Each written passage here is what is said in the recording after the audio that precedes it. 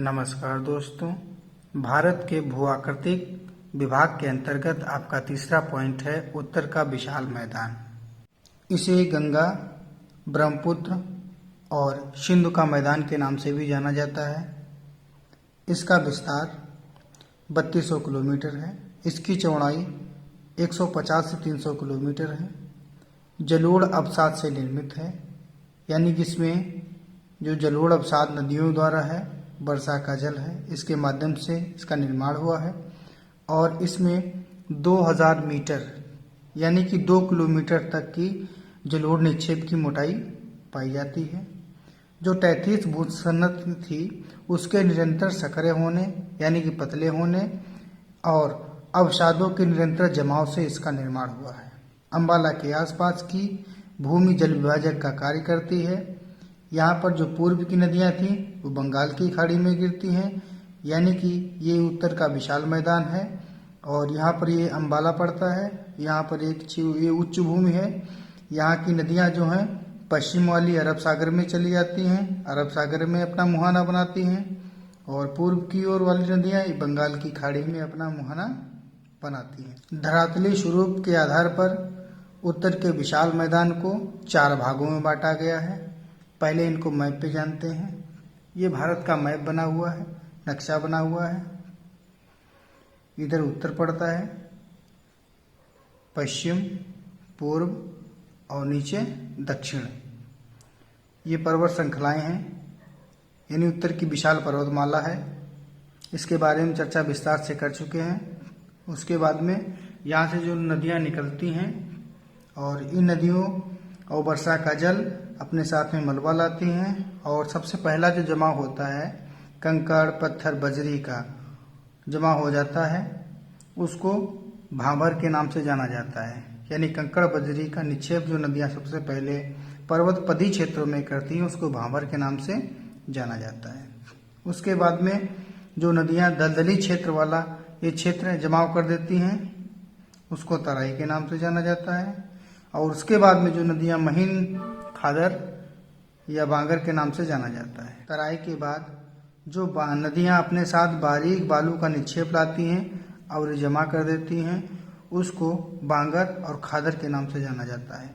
बांगर को पुरानी जलोढ़ कह सकते हैं, यानी कि स्थानीय भाषा में से भूड़ भी कहते हैं, और खादर को नवीन जलोढ़, यानी इसमें या साल में एक बार वर्षा का जल अवश्य इस पर पहुंचता है, इसलिए ये खादर बहुत ही उपजाऊ होती है। अब इनके बारे में जानते हैं विस्तार से। नंबर 1 है भांभर प्रदेश। ये शिवालिक की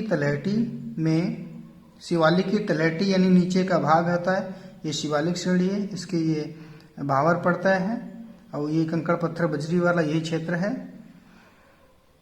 तो सिंधु से लेकर के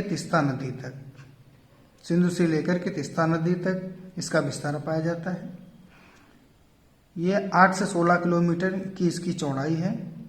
ये कंकड़ पत्थर बजरी की अधिकता के कारण इसमें नदियां जो हैं विलीन हो जाती हैं। भांभर के दक्षिणी भाग में ये तराई क्षेत्र पाया जाता है और ये अधिक आर्द्रता के कारण ये दलदली क्षेत्र वाला होता है। भांगर की जो विलीन नदियां हैं ये इसमें तराई क्षेत्र में पुनः सतह पर आ जाती हैं, और तराई क्षेत्र जो है घने वन और अपने जैव विविधता के लिए विशाल भंडार के लिए जाना जाता है। तीसरा पॉइंट है बांगर। मैदानी भागों का जो उच्च भाग है, बाढ़ का पानी नहीं पहुंच पाता है, उसको पुरानी जलोढ़ कहते हैं। स्थानीय भाषा में इसे भूड़ भी कहते हैं। गंगा, यमुना, दोआब के ऊपरी भागों में भूड़ निक्षेप पाया जाता है। नंबर 4 पॉइंट है खादर प्रदेश। नवीन जलोढ़ के नाम से भी जाना जाता है। बाढ़ प्रायः हर वर्ष उर्वरा मिट्टी लाती है। इसे कछारी प्रदेश भी कहते हैं। कछारी प्रदेश का तात्पर्य बाढ़ का मैदान। इसका विस्तार जो है प्रदेशों में अधिक से अधिक पाया जाता है। उदाहरण के लिए गंगा, ब्रह्मपुत्र का डेल्टा, और ये डेल्टा जो है पश्चिम बंगाल और बांग्लादेश में इसका विस्तार पाया जाता है।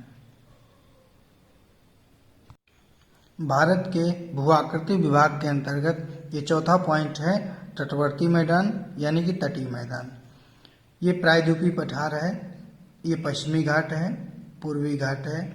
इस घाट में ये अरब सागर है और अरब सागर से आने वाली जो लहरें हैं इस पश्चिमी घाट में लगातार थपेड़े मारती हैं और थपेड़े मारने से इसको काटती रहती है। इसका मलबा जो है अपनी तटीय क्षेत्रों पर, सागर अपने तटवर्ती किनारों पर जमा करता रहता है और उसके बाद में और भी नदियां जो हैं आती हैं, अपने साथ में मलबा लेकर के आती, इस क्षेत्र में बिखेर देती। इस प्रकार से जो तटीय मैदान हमको देखने को मिलता है, इसी को तटवर्ती मैदान के नाम से जाना जाता है। ये पश्चिमी घाट में और पूर्वी घाट दोनों तरफ तटवर्ती मैदान पाया जाता है।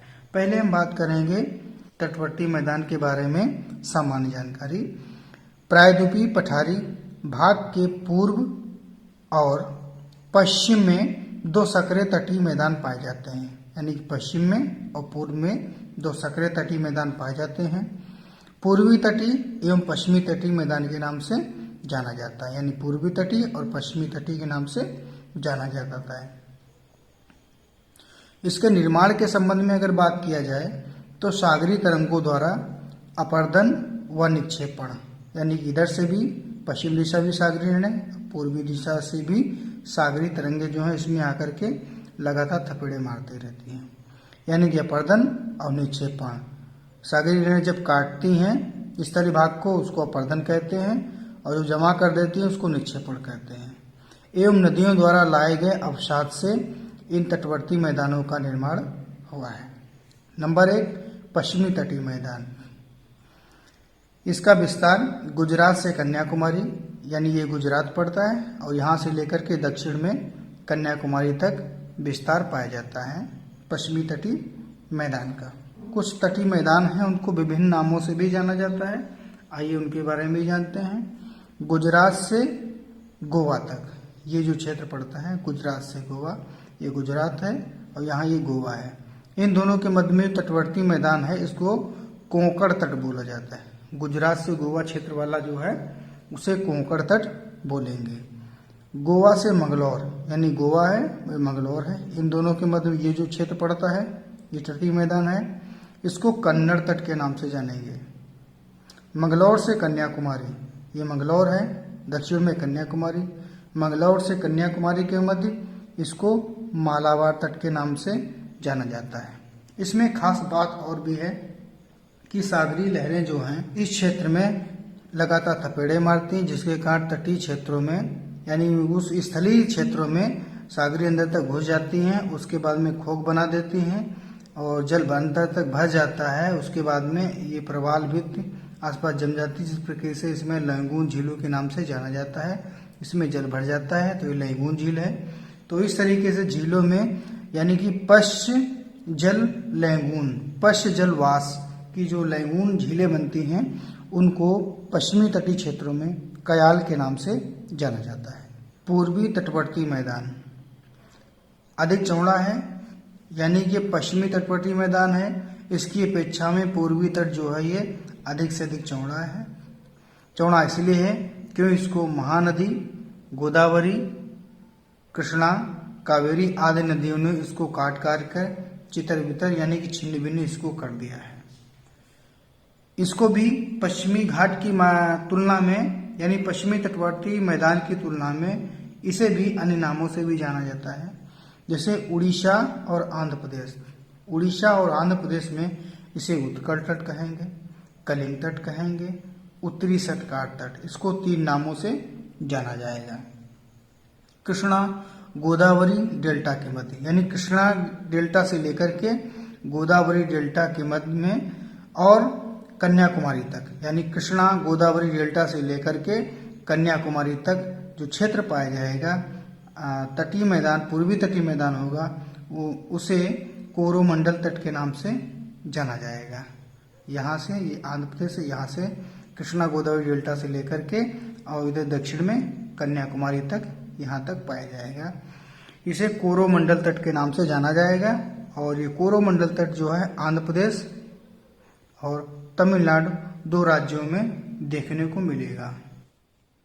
तो इस पूर्वी तटीय क्षेत्रों में भी कुछ लैंगून झीलें मिलती हैं, जैसे चिल्का झील, ये उड़ीसा में पाई जाती है, कोलेरू झील आंध्र प्रदेश में पाई जाती है, पुलिकट झील तमिलनाडु और आंध्र प्रदेश के बॉर्डर पर पाई जाती है, तो इस तरीके से आज का वीडियो इतना ही। नमस्कार दोस्तों।